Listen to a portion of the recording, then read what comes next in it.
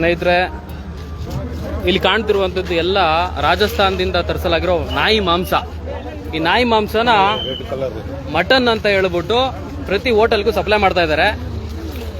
Railway station ಹತ್ರ ಇದೆ, illegal ಆಗಿ ತರಿಸ್ತಿರುವಂಥದ್ದು.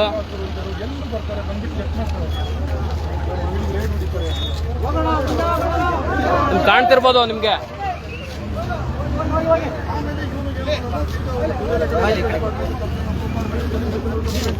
ಸ್ನೇಹಿತರೆ ನಮಸ್ತೆ.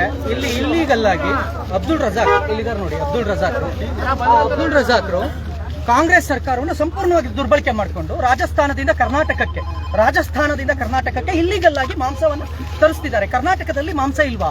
ಇಷ್ಟು ಮಾಂಸ ನೋಡ್ಬೋದು. ನಿಮಗೆ ಅಲ್ಲೊಂದು ಮಾಂಸ ಇದೆ, ನಿಮಗೆ ತೋರಿಸ್ತೀನಿ. ಅದೆಷ್ಟು ಗಲೀಜು. ಇಲ್ಲಿ ಎಲ್ಲರೂ ನೋಡಿದಿರಲ್ವಾ?